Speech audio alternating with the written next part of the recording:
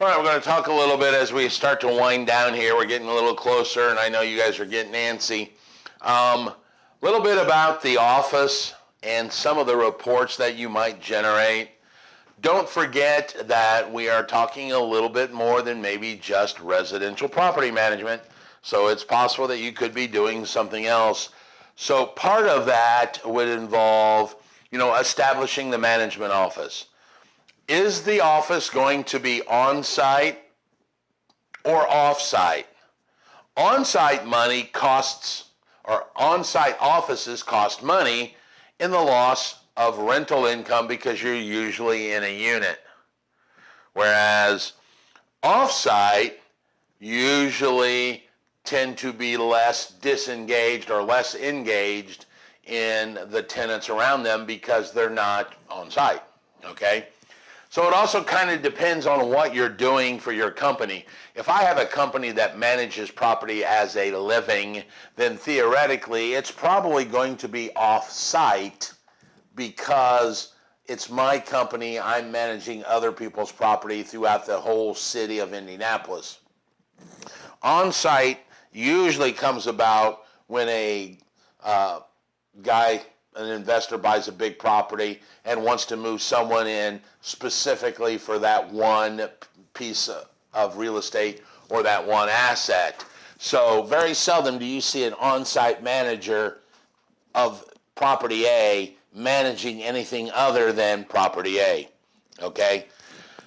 So, if you're being hired by a manager, and I've actually done this, we got hired by a company. Not a company, we actually got hired by an individual who bought 142 units.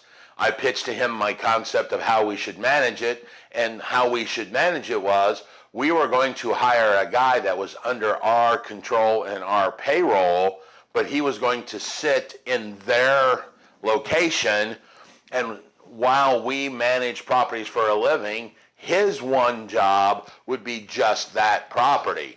So it was kind of a hybrid, and the money worked out really well for the owner and worked out really well for us, enough to pay a full-time guy to sit there and, make some income.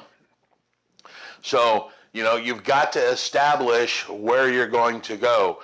Now, the good thing about the way real estate's running anymore, the big box model is kind of going away. What I mean by that is, in my opinion, what is that text language for all you young kids, IMHO? In my honest opinion, I think that big box model is going away. And with that, so goes the property management. What I mean is you no longer need to have a big company with a big parking lot and a big office building and a lot of space for people to come in and visit you, because now everything's done online. Meet you at Starbucks with a wireless and my iPad. So, that I think you can, payrolls offline. Well, actually it's online, but I mean offline of the company anymore. You can now do almost all of that on RentRoll or Buildium or any of those other software programs that actually that's not even a topic we talk about in here, but that may be very crucial for you. There's one called RentRoll. There's one called Buildium. There's all kinds of, I'm sure you can do it on QuickBooks. It's not probably my favorite way. We tried it on QuickBooks until we hit that big mother load of like 30 units in a month. We picked up some online software. The only thing I don't like about that is we don't have control of the data. It was stored off-site, and you're, not that it's ever going to go anywhere, but you're always subjected to someone else's business model, and if Buildium dies, what happens, Which reminds me about computers. That's one of the things we were just talking about. Now it's becoming much more computerized, electronic payments, RentRoll, the actual financial portion now can be done on iPads and laptops, and hell, probably an iPhone if you look around hard enough. As big as some of these iPhones are, I've got the 6 Plus. I actually can get and do some of the back end stuff on my website with my iPhone. So potentially now you guys can email documents and keep the documents in the cloud or on Dropbox and email a tenant a document and have them pay and check your PayPal on your app. So there's a lot of the stuff that can be done now with computers. You've got to be careful with computers. Obviously, computers can be vulnerable to hacking. We're also not going to get into that whole, what are you doing on the computer while you're not working? Are you on Facebook? Are you on surfing the web for your porn? Whatever. That's a whole other issue we can get into. Managing the office. Once again, I personally, here's what I would think if I were you. With the way that technology has become nowadays, I think you can get away with less assistant managers, but not maintenance. So staffing my office, if it were me, before I would look at hiring an assistant for me, I would look at hiring a full-time maintenance guy where it would just be he and I run everything from my iPad. All right? Then get into the whole, let's get somebody else so I can go to the beach kind of stuff. But you've probably got some kind of bookkeeper or daily. You've probably got an overall general property manager, and then you've got that whole maintenance issue. You can double up and make people licensed, all of them licensed, so they're doing double activities like leasing agent bookkeeper, leasing agent property manager. I don't think you'd want to do leasing agent maintenance guy, but yeah, I don't think I would do that. What are the expenses? And as you can see here in a minute, we're getting down to how I get paid, and that's always important for me. So we need to determine what are the expenses of my office so that I can figure how I'm going to get paid and if it's going to be enough to cover that. Or the other point typically is how many units do I need in gross income to cover my payroll or my expenses. And that's typically what I'm talking about here is calculating backwards.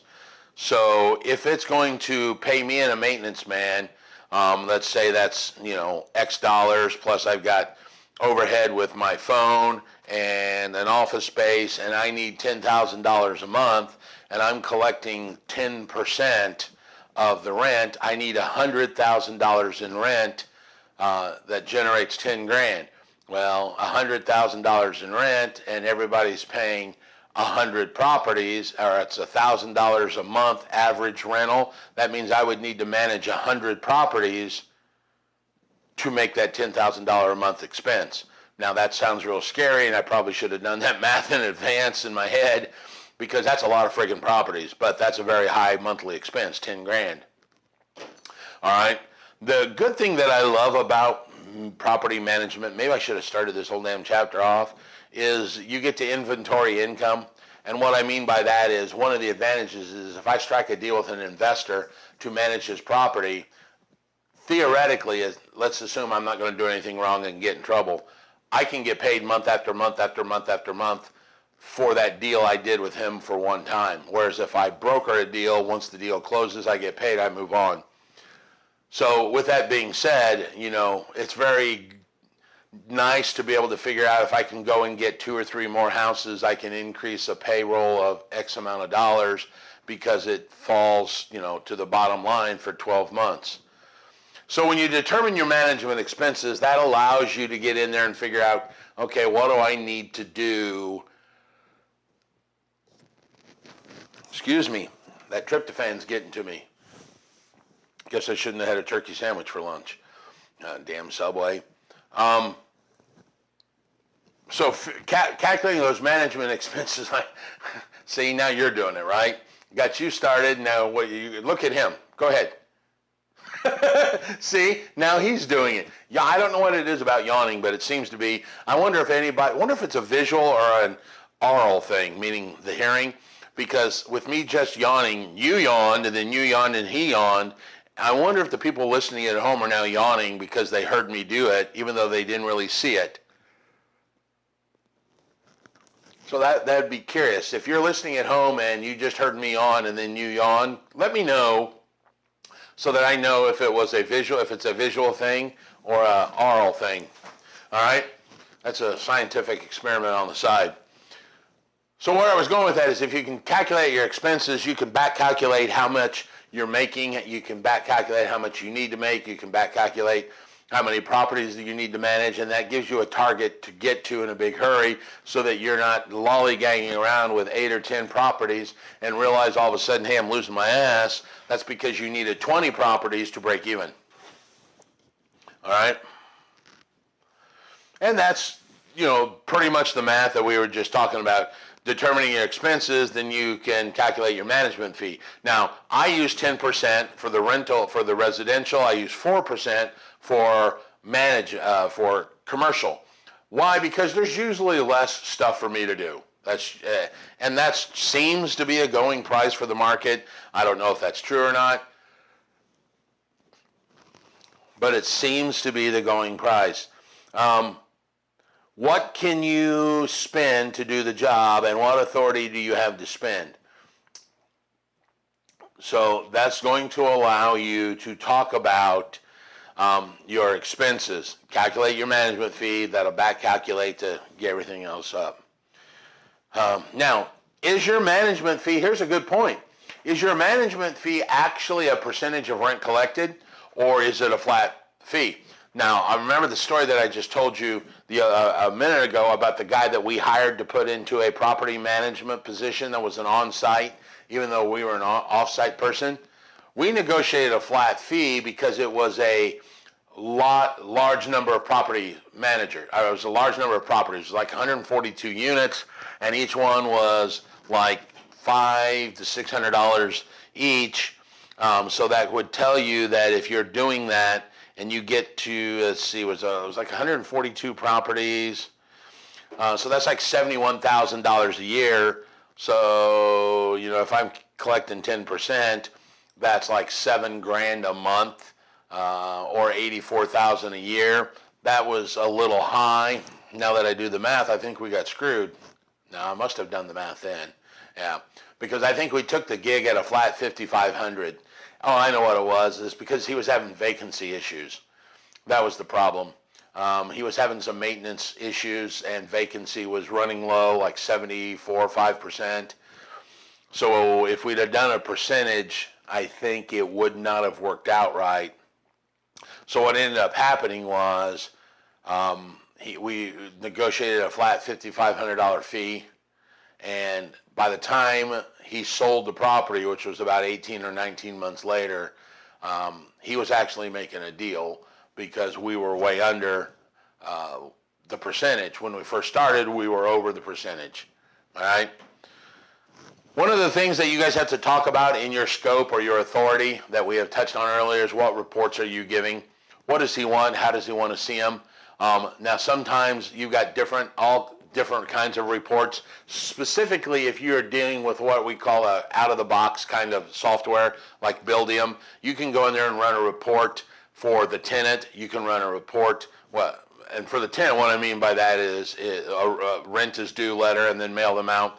You can also run a report for your client to tell him, hey, here's how many properties you had, here's how much we collected on each one, here's what's missing, so we can do a vacancy report, we can figure market vacancy, we can figure economic vacancy, we can figure your expense report, your income report, we can manage that with, or match that to what we projected or how you did last year.